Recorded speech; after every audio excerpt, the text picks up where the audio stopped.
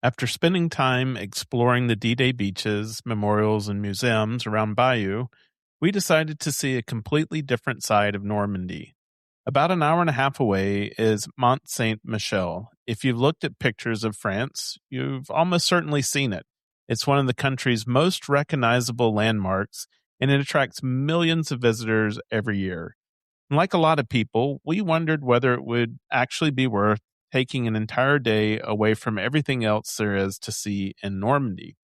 And so today we are sharing what we experienced, what surprised us, a couple of mistakes that we made, and some practical tips that we think will help if you're planning your own visit.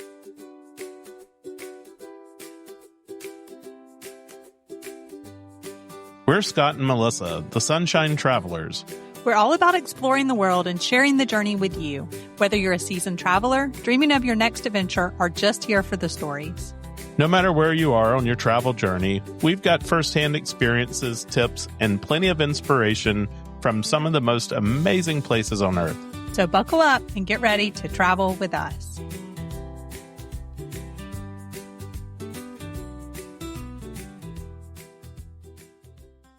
We visited Mont-Saint-Michel while we were staying in Bayeux, and that's exactly how we'd recommend doing it if you only had a few days and you wanted to visit here and the D-Day sites so that you don't end up having to move around so much.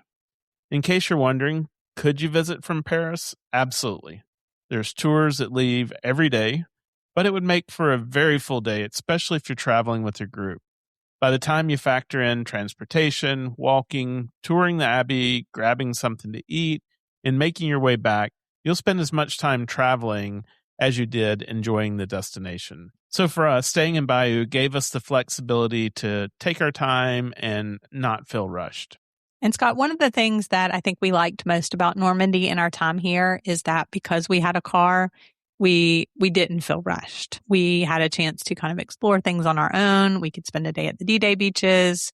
We spent another day exploring Bayeux. We took our time getting to Bayeux and going to Monet's garden, and then to dedicate an entire day to Mont-Saint-Michel without feeling like we were constantly packing and moving. It's just so much easier to get up, get dressed, have your breakfast, get in the car and go, and not like pack up and worry about checking out and checking in and all those different things. So I wanted to say a couple of things before we get into the details. What we learned is it's Mont-Saint-Michel in French. It's Mont-Saint-Michel in English. So we're going to talk about a tour in a minute, and the tour guide referred to it as Mont-Saint-Michel for us because that's how you would say it in English, but you'll probably hear it both ways. So we'll probably end up saying it both ways. I think most people refer to it and a lot of things nowadays, like famous sites, in like the native language that it would be in.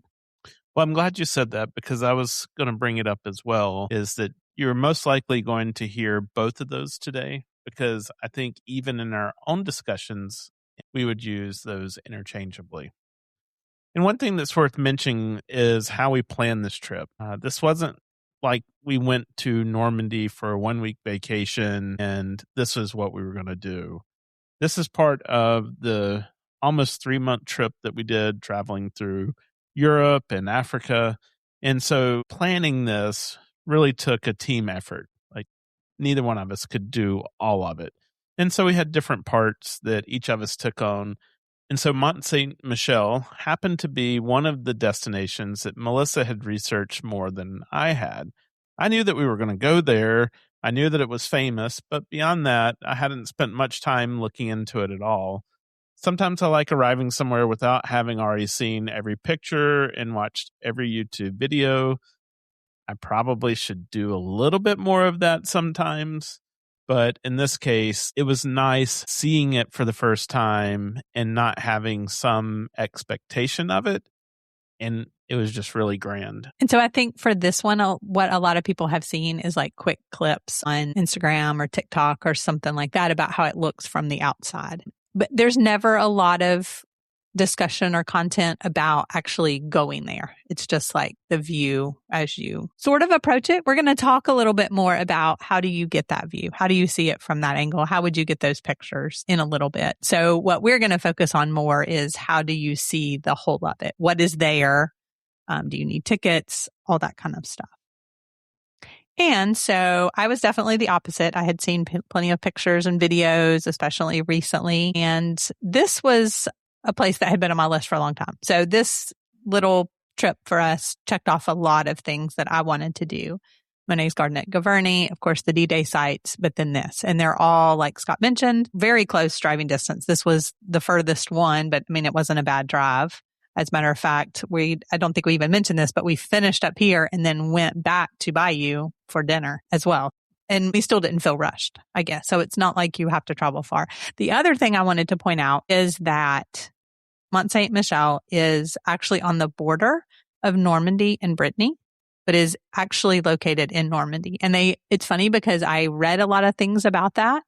And then the tour guide even mentioned that, like right from the beginning. Do you remember that? She said, does anybody know, like, where is this located? And because I've read about that and about the controversy surrounding about who wants to claim it, I immediately knew what she was talking about. And I was like, oh, it's in Normandy. And I think it has to do with where the river flows and stuff. Something else that kind of stood out during our time in Normandy was the number of camper vans and caravans that we saw. I guess for all of you in the US who are listening, this would be your RVs and motorhomes that we saw in the area. This really seemed to be a very popular area. We had seen them all over the region, but when we got to Mont Saint Michel, we actually saw a caravan park, place where you could go park your motorhome, stay there for a few days, enjoy it like a park, if you will, in just a nice natural area. The campground, you walk past it. It's really not very far at all from the parking area where if you're driving in your car for the day, you would park. You're going to walk right past that campground as you're heading to Mont Saint Michel. After we spent a few days exploring Normandy, I think I understand why people would want to bring their campers or caravans to this area. It was really nice. It's a beautiful scenic area. Lots of just places that you can go to within a short drive. So I think this would be a really good way to see Normandy. So if you're going to go see D-Day, the little small towns in Normandy, Mont Saint-Michel, Gavarnie, all those in that area around Normandy, that might be a really good way to do it. So I want to say if you were going to have a larger camper van, RV, something like that, you'll definitely pull a small car with you if you plan on going to some of the small towns, or you'd need to park probably way outside because they were very small streets. And I think parking would definitely be a challenge as well. But I will say, Scott, we talked about several times, we really ought to come back and do this. Like, rent a van, find a way to spend some time in doing that, because I think the whole area, we saw them all over, and I think that extends down into Brittany as well. So maybe we can do that. And I think it was a lot of locals too. There were people from far off who had come and brought their camper vans, but I think the locals do it as well. Yeah, and this was right before the heat wave. We actually had a really, really nice day. And so I would say they probably had ideal weather. It was about to get really, really hot, but I think if you did earlier in May, late April, early May, I mean, even if it was a little bit chilly, if you dress accordingly, plan accordingly. So as you're driving in, you're going to see the signs for parking. You have to park on the mainland because private vehicles aren't allowed onto the island. And we'll talk a little bit more about that in a little while. And from the parking area, you have a couple of options. There's a free shuttle that runs about every 15 minutes or so, and it drops you just outside the entrance into the village. The parking there is paid, but the shuttle is free. Or you could walk it. I want to say it's like a mile and a half in distance. And then so it'd take you 30, 40 minutes, depending on how much you stop and take pictures along the way, because you're going to want to do that. We had decided that we wanted to walk. And like Melissa said, it was a very beautiful day. We had no rush, except for that we did have a timed tour of the Abbey. And I think I really just enjoyed this walk. I think it was one of the times where we just, I don't know, felt very relaxed in doing this. And the road that you're going to walk on is elevated above surrounding like pasture land. So people with their sheep and cows, things like that, graze them out in these pastures. And then every few minutes, the view of Mont-Saint-Michel seems to change as you get closer. At first, it's this almost fairy tale looking thing sitting out there on top of a rock. And then as you get closer, you can start to see some of the details of the village and the abbey up top. And so you're going to want to stop, take a lot of pictures, and there are opportunities to get off into those pastures. People hike through there. And so they do have it open to where you can go into those pastures. And that's a way that you can get some unobstructed views of Mont Saint Michel as well. For me, this was really my first look at it, besides seeing it far in the distance at one point as we were driving in the car. And right as we got off the freeway, it's interesting because like I said earlier, you've got this massive rock that rises out of the bay, and then there's this entire medieval village built on top of this rock, and the abbey sitting up in the highest point. And we visited a lot of cathedrals over the year. We've walked through plenty of medieval towns, but we had never seen anything laid out quite like this. The geography is really, I think, what makes Mont Saint Michel unique. Standing there looking out across the bay, it's easy to understand why Mont Saint Michel became one of Europe's great pilgrimage destinations. You also start noticing trail markers. So you walk along this path, and then where the road and the path join together, right at that point, you'll see all of these trail markers for the different pilgrimage trails. There's several long distance pilgrimage routes that still end here today. And while most visitors tend to arrive by car, there are still people walking and making that journey on foot, just as the pilgrims have done for centuries. And that's a pretty neat reminder that Mont Saint Michel wasn't built as a tourist attraction. People have been coming here for a very long time. I want to say it's about 1,000 years, and they came for very different reasons than they do today. Yeah, and you have to remember that that road and that bridge wouldn't have been there. And so people would hire guides to bring them safely because the tides change. They say that the sand can become quicksand very, very quickly. So especially in that part, they would hire guides to help them at the last part of this to get across where the water would be safely in order to get to the monastery. And so that was just the really interesting thing about it. So you have to think about too, like this is very different. Like they've set it up to where it's easy to get there, because one thing you realize that if the tides come all the way to the walls, which they do sometimes, there's actually no entrance and exit during that time because it would be completely blocked off. And so they had to be able to do that safely years and years ago. Yeah, I think that bridge is really not all that old, because I remember looking and seeing pictures of modern day people having to cross the bay by foot to get over to Mont Saint Michel. Yeah, and I had seen pictures, obviously, like I mentioned, but they don't really capture the scale of it. Like you notice it, as Scott mentioned, as we were getting off the interstate before you even turn off onto the side road and pass through a couple little towns to get there. It's like, oh my gosh, like you can already see it because it is massive. And of course, the closer you get, it gets bigger and bigger. And then you start noticing it's not just like one thing.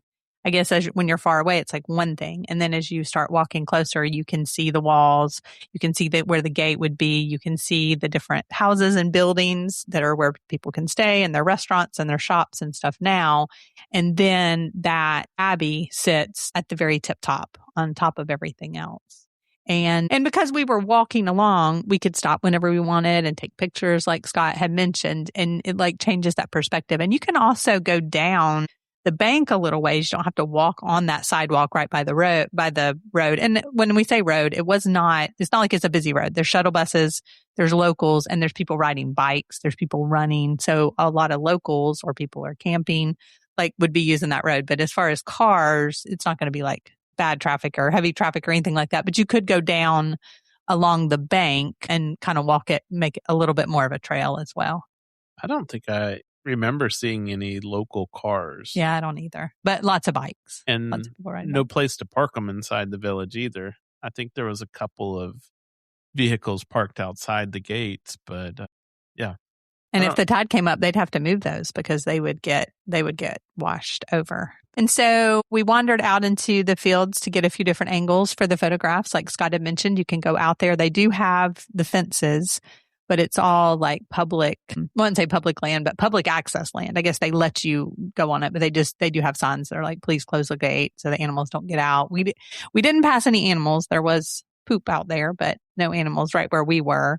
And so we were able to get shots without a lot of other people in them. And so that's what that would allow you to do. Even if there were other people there taking pictures, you could go around a little bit further and have it in the background.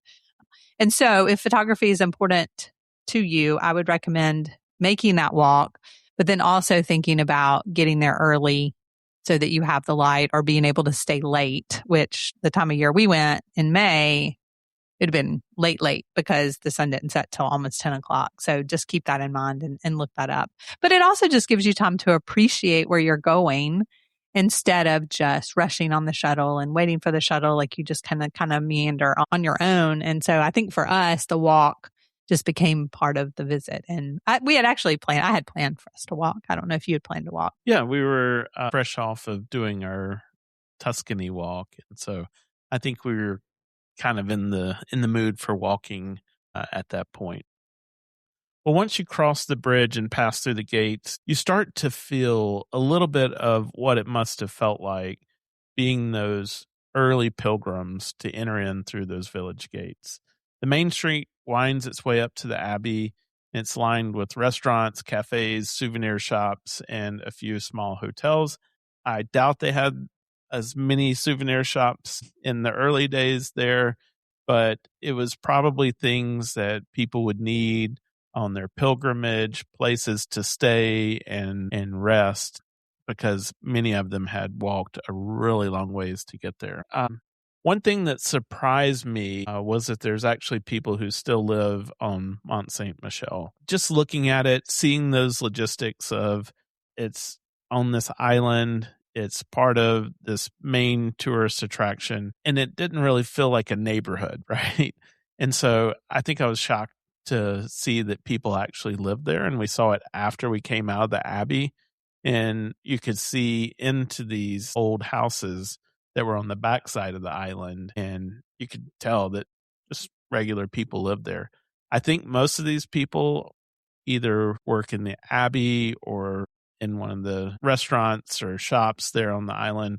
I don't think it's just a place where you would go and look for a house to try to live. And so even with all the visitors, it definitely doesn't feel like an attraction that was built for visitors. And you really notice that it was built like more logistically, like how it had to be built, like the streets to wind up to the abbey, for example, or there was other ways you could go, but it was like really steep, narrow staircases, right? Just for function, I guess I would say. And so you can really start to imagine daily life in a medieval village of the things like that you've seen there. But all kinds of people were visiting, people like us. There were actually school groups. I mean, I think pretty much everywhere we went there are school groups, which I always think that's so cool. Can you imagine doing a field trip to Mont-Saint-Michel or any of these other places that we've been? That's like on our bucket list, and these kids go on their school group. We even saw them at the D-Day site. We didn't learn the answer to this question, and so I'm going to ask it not knowing what the right answer is, but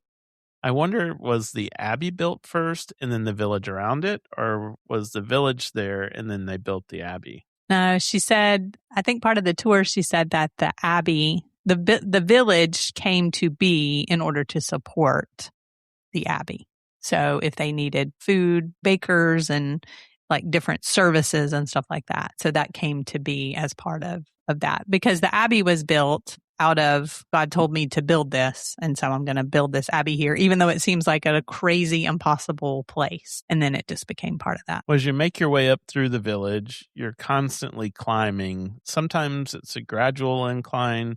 Sometimes there's some stairs. And every so often you'll come across an opening that gives you a view back across the bay. And so this is somewhere where you just want to take your time, wander down a side street, stop for pictures, look through the shop windows.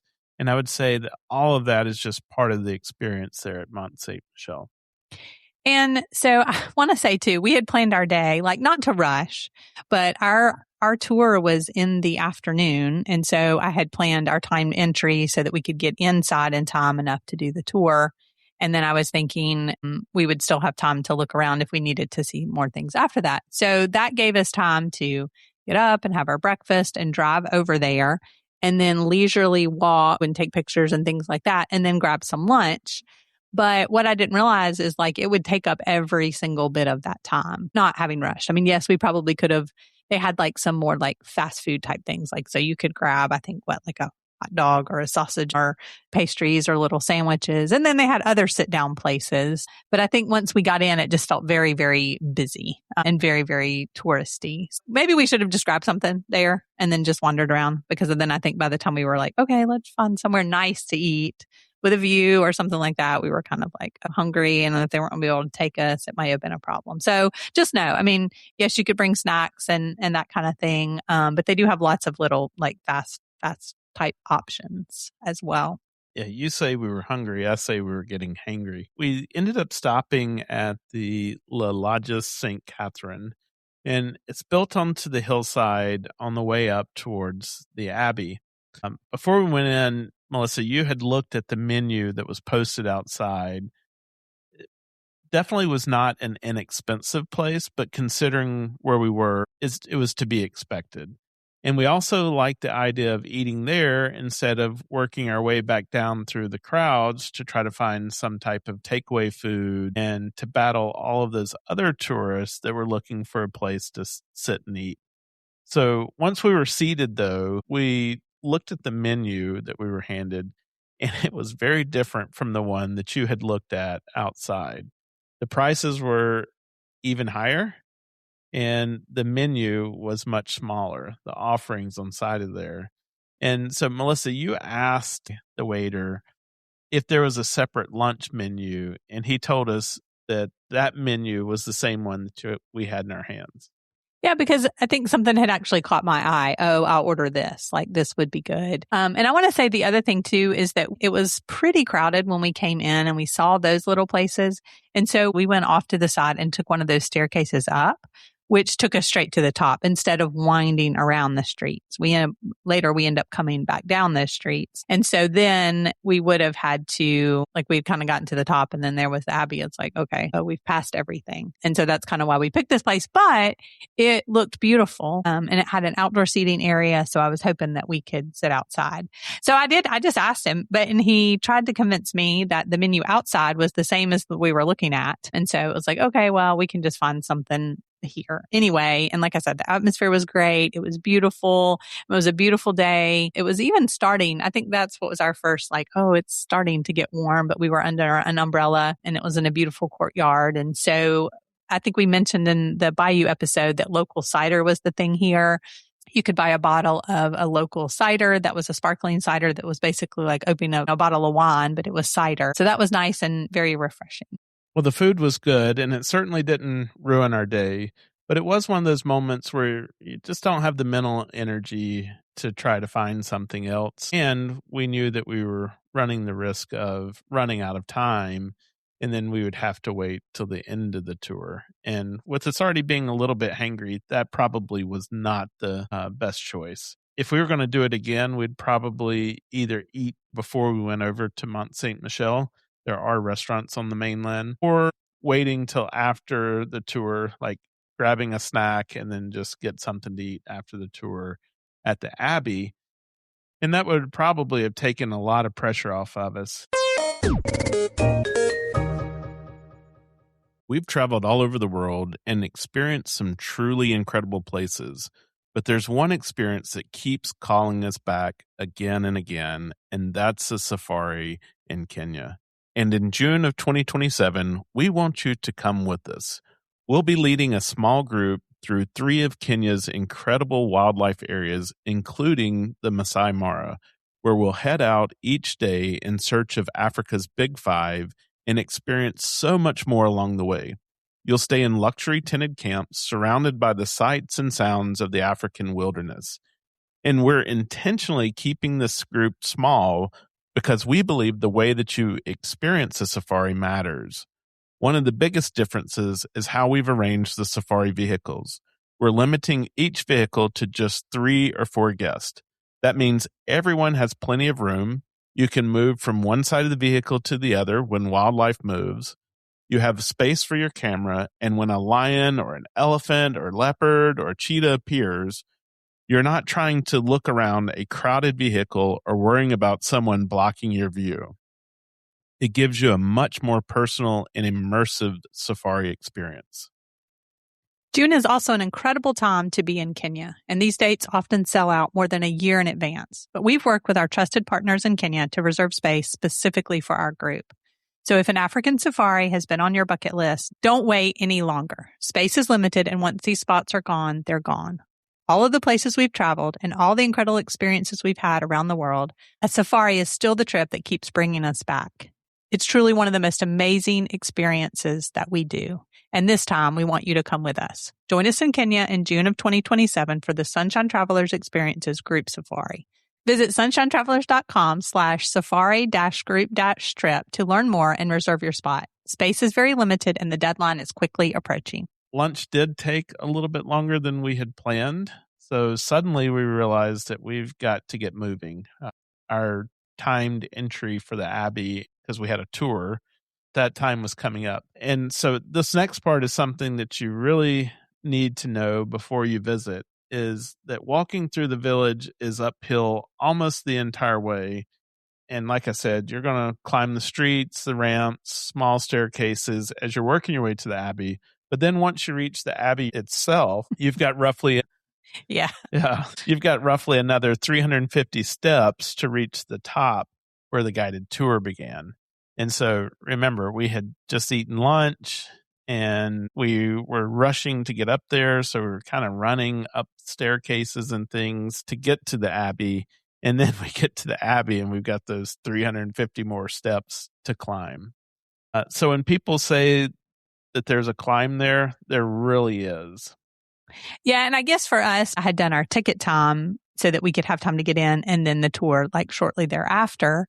But they were basically like, I said, where did we meet this tour? And then you, like Scott saying, you had to go all the way to the very top and to meet them in this certain place to start that. So it was like, oh, we have to like go like right now. Before we talk about the tour though, I want to talk specifically about the tickets and a couple of things. So you do not have to have a ticket to go to Mont-Saint-Michel, the village. Like that is completely free. The only thing you would need a ticket for is to go into the Abbey. But if you have your heart set of going in the Abbey, I wouldn't risk it and not get a ticket. They do the tickets. I thought it was 30 days in advance, but I just looked again. So it's the end of July and I just looked and they have August and September already out. So it looks like it's like 60 days. But the tour I'm going to talk about has very limited availability. I think when we went, they had a couple of time slots. The only thing I see now is one time slot unless the other ones are already gone. And I'm going to talk about that. But just, I would say go on and get those tickets ahead of time. They're not super expensive either. April 1st to September 30th is the high season and the tickets are like 16 euros a person. And then from October 1st to March 31st is their low season and it's like 13 euros. The hours also vary by sunset, only by like an hour, I think. And the last entry is 1 hour before they close. But I would give yourself at least a couple of hours. And then if the tour, you'll have to work around whatever time the tours are available. So this is what I didn't, which was very confusing, and their website is very confusing.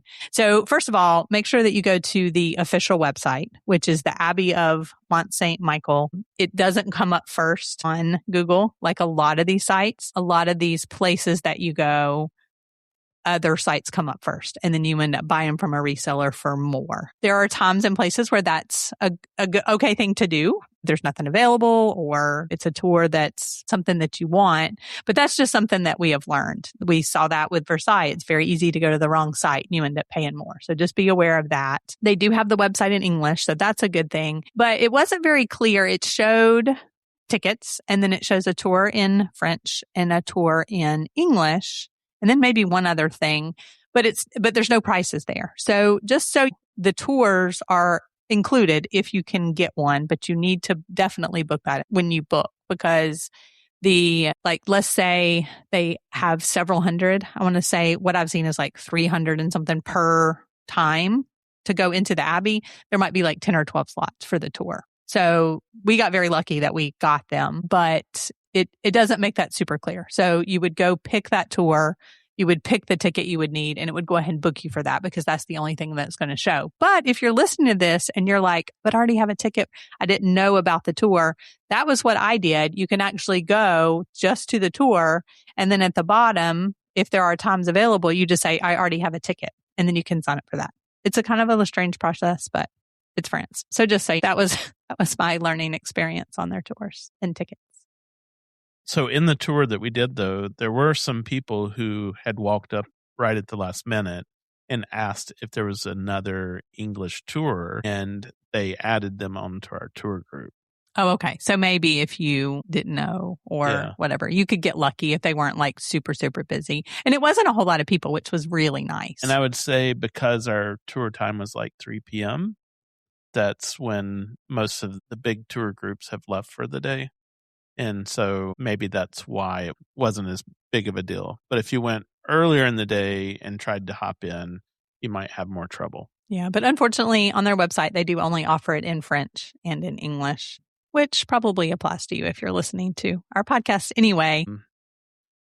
So the tour itself lasted like 30 to 45 minutes. And that gave us a really good overview of the history of the Abbey and explained a lot of the different parts of the complex and how they were used over the centuries. And it really changed with depending on who was kind of controlling that area as to how it was used. But I'm really glad that we chose that option, especially since it was free. One thing that I liked was that after the guided portion ended, you're free to continue exploring on your own. So it wasn't like, here's the tour, now leave. You could go back in and any of the parts that you were particularly interested in and maybe didn't get to spend enough time in on the tour, you could go back and see those afterwards. So there's nobody rushing you through the Abbey there. And the way it was built was like just so impressive. I mean, you're standing inside a building that's been here for centuries, built on top of this rocky island, out in the middle of, I mean, when it's high tide, out in the middle of the ocean, it would look like. And it's so remarkable to think that they accomplished that with the tools that were available at the time. But then just also like the way everything is carved. I mean, it's like the other places in Europe that are just absolutely spectacular. And then also the views from the Abbey up at that top are just outstanding as well. So whether you're looking back toward the mainland or just down over the rooftops, and that's what being up there gives you access to. You'll only be able to go so far if you don't have a ticket to the Abbey. But you'll be able to kind of go on the back side of that and look out several different ways. And so there's plenty of opportunities to just stop and take it all in. We watched a lot of people walking and many on tours, but walking out in the, what do you call it? Just in the sand as the tide was low and because they do tours there as well. Yeah, at low tide, the water pulls back a really long distance and exposes a huge area of sand and mud flats around Mont-Saint-Michel. We didn't do one of those walks ourselves, but we did learn quite a bit about them. Yeah. So our tour guide for the Abbey, she said, if that's something you're interested in doing, that you really do need to hire a guide. There are guided walks that take you around the island and explain the history and the environment and like what you're looking at. It's not illegal to walk out there on your own, but it is strongly discouraged. So you'll notice that the guides would have like a walking stick because there are areas of quicksand that aren't always very obvious. And as we learned from being at Aramash, the tides here change surprisingly fast. And so I wonder, and I bet that a lot of people who like, this is their first day and they've never been here, they may go out far and then that tide comes in because it's like there's a river there and then the tide. And if it came in very, very quickly, you could be caught in a very bad situation. So our tour guide said, I don't know exactly how fast she said that it comes in, but she kind of joked that it was the speed of a galloping horse, which like we'd said, oh yeah, we saw that at Aramash. And so whether it's actually that literally true that it's that fast, it does give you an idea about how quickly conditions can change. And we were even afraid, like, looking out there, we were like, are those people going to get back? There's these people with a dog. So we would recommend doing it with a guide. And like I mentioned before, that's what the pilgrims would do. And so a local guide is going to know the safest routes and obviously keep track of the tides and know exactly how much time you have. And so there were groups out there on these guided tours. Well, one thing, and this is a matter of practicality that I bring this up, but one thing that we noticed that restrooms were a little harder to find than what you might expect in a tourist attraction.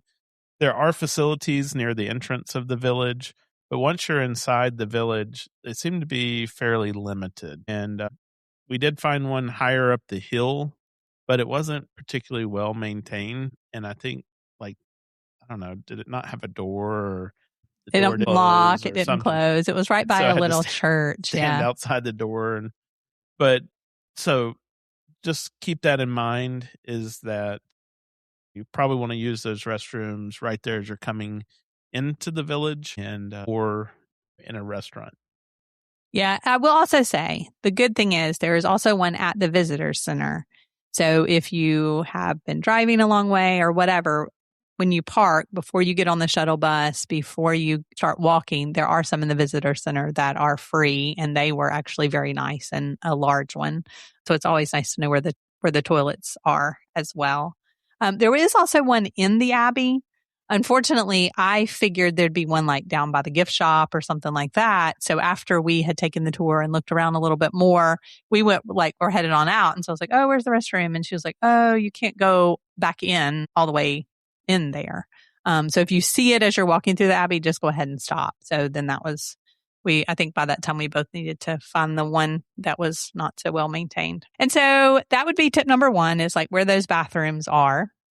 And Scott, I don't know if you've ever mentioned, but there is an app called Flush. And so just download the app. It's a free app, and it will tell you like where restrooms are. Now, we haven't always had 100% success with this because some of them might be at a restaurant and just depending, but at least helps you find, and it will show you where like paid ones are that you can pay for and things like that. So when you're taking a trip like this, download that app called Flush and just have it as a backup.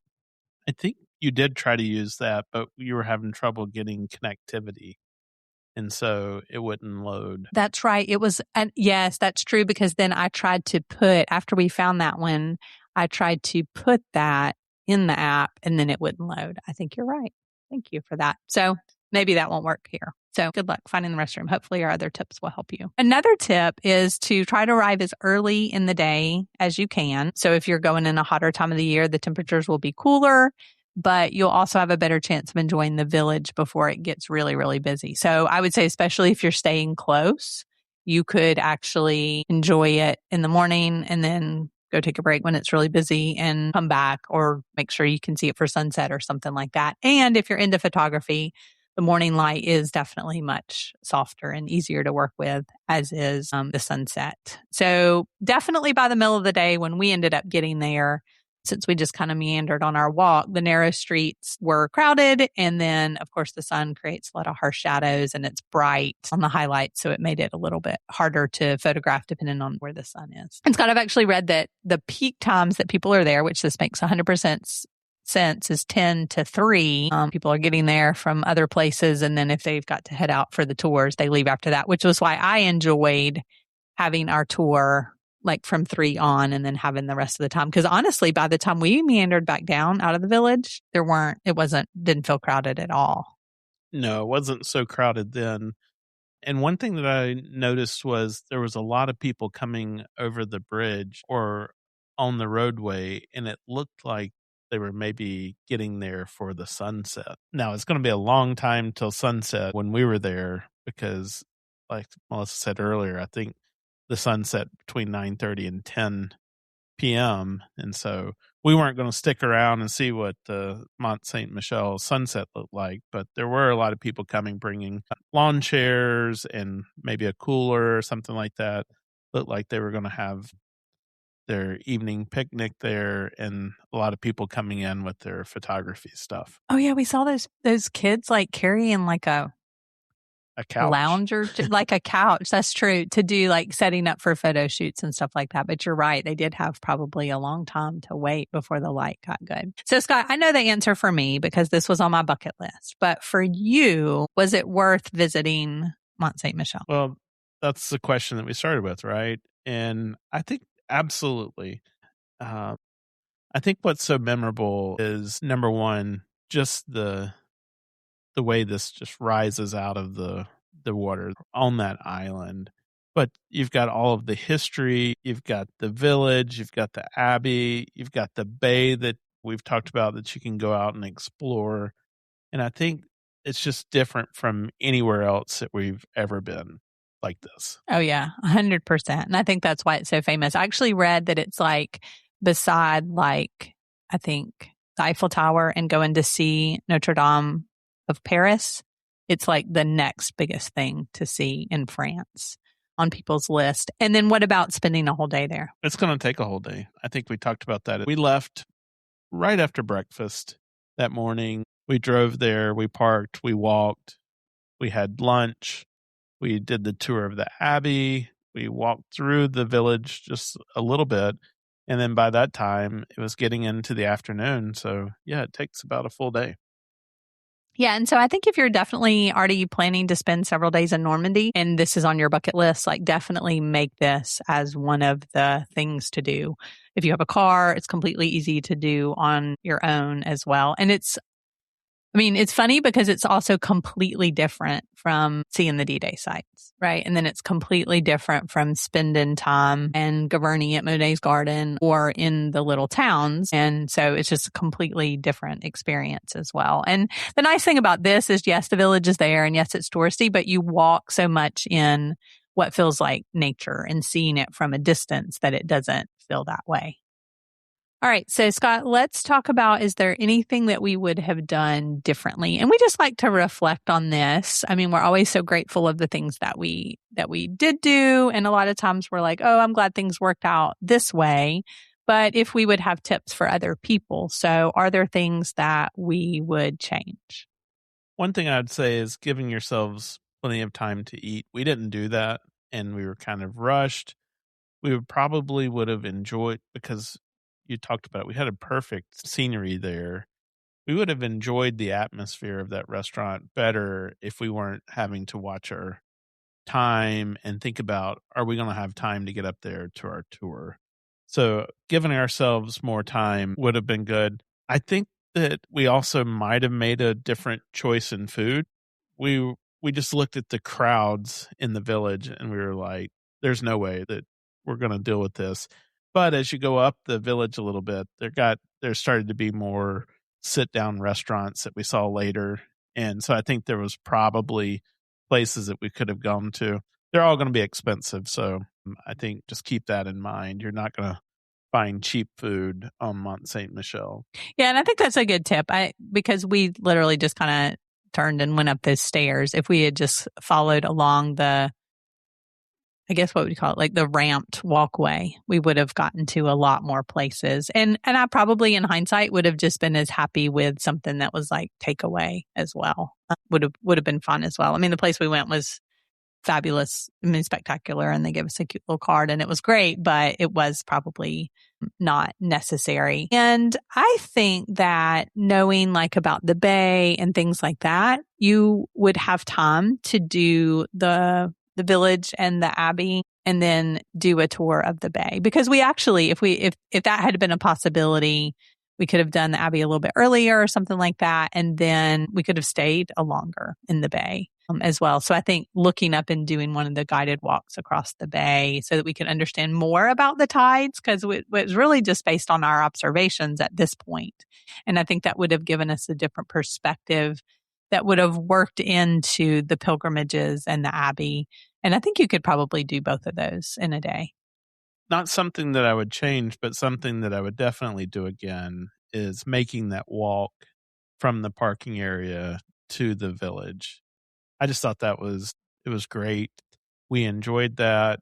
You get to, like we said, you see so many different views of Mont-Saint-Michel as you're approaching it. And it just seems to change every time you get a little bit closer. or you get a little bit of a different angle of it. And so one thing I should mention, because I know we keep talking about this as a day trip, is that you can spend the night inside the village. So obviously you'll have to bring your things with you. So in that case, you'll probably either want to pack very, very light in a small backpack or use the shuttle for that and probably not bring roller bags. And one suggestion I would have is probably one night is enough, wouldn't you say? So pack just very, very lightly, maybe pack in a backpack or pack things together.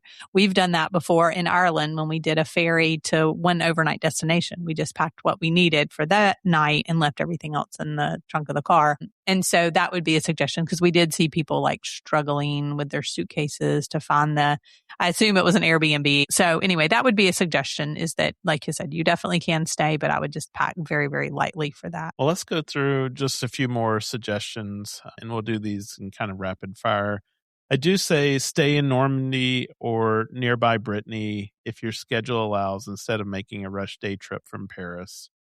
Give yourself the better part of a day. Like you just heard me say, it really took us all day to do it. Walk from the parking lot if you're able. Wear comfortable shoes because there are a lot of hills, stairs, and cobblestones inside.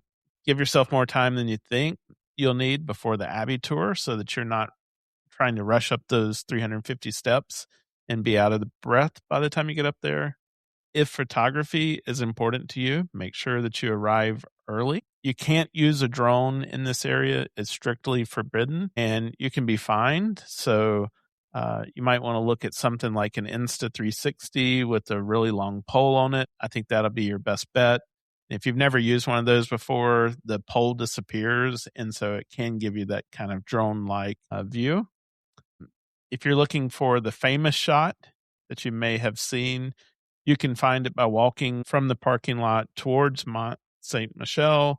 And then since all the land around it is that grazing land, you can actually access it. And there are a couple of entrances with gates. Respect the property, but go out there, get out into that field, and then you don't have to worry about people in your picture if you're trying to avoid that. And we'll put the location in the show notes, but keep in mind that things are going to look very different depending on the time of day that you're there, what the tide is doing, and then I would take a pair of shoes that you don't mind getting dirty because there's mud, some sheep poop, and other types of poop around there that you're going to be dodging if you go out into those fields. And one other thing really quick, Scott, is that if you have spent the whole day and you've eaten inside the village and you want to have dinner, but you do want to stay for sunset, there was also a small village right outside as well. So you kind of walk. It's kind of where the shuttle buses drive and kind of take you through that village. The other interesting thing is I think there was also like a coffee shop type of a snack shop at the visitor center, but it was also closed by the time we were walking back. But there is something outside there that's close by that's near the parking lot where you could go grab something and hang out and then be there for sunset as well, away from the village. So one of the things we've enjoyed most about traveling has definitely been discovering places that are completely different from one another, even when they're only a short drive apart. And a few days before visiting Mont-Saint-Michel, we had visited the gardens that inspired Monet. And then the day before, we were standing on the beaches where one of the most significant events in World War II and even modern history unfolded. Then we spent the day exploring this island that has been welcoming visitors and pilgrims for centuries. And those experiences couldn't be more different, but honestly, put together like that, they made our time in Normandy even more memorable. So if you're planning a trip to this part of France, we'd encourage you to give yourself enough time to experience it properly. Don't think of Mont-Saint-Michel as kind of a stop on the way to somewhere else. You'll want to spend the whole day there. As I said, walk instead of taking the shuttle if the weather cooperates and you're able to do so. Take your time wandering through the village, even the touristy parts of the village. Climb to the top of the abbey. You'll be rewarded for it. Stop and enjoy the views across the bay, because depending on when you're there, they may be different and they may change even while you're there. And I think this is just one of those destinations that's best appreciated when you take it at a slower pace. Thanks for joining us for this episode of the Sunshine Travelers podcast. If you have any questions about visiting Normandy or Mont-Saint-Michel, we'd love to hear from you. You can find us at sunshinetravelers.com, or you can connect with us on social media at Sunshine Travelers Podcast. Or if you're thinking about planning your own trip, we'd be happy to help you. Until next time, thanks for listening, and we'll see you on the next adventure. Well, that's it for today's episode. Wherever you're listening from, we hope we've added a little spark to your travel dreams today. If you've been enjoying the show, a 5-star review on your favorite podcast platform goes a long way. It helps new listeners join our Sunshine Travelers family. Be sure to follow or subscribe so you never miss an episode. And join us on Instagram or Facebook at Sunshine Travelers Podcast. Remember, that's Travelers with 1 L. And if the stories, tips, and adventures we share bring a little sunshine to your week, you can even buy us a cup of coffee now. You'll find the link in the show notes. And of course, share this episode with a friend. Adventure is always better together.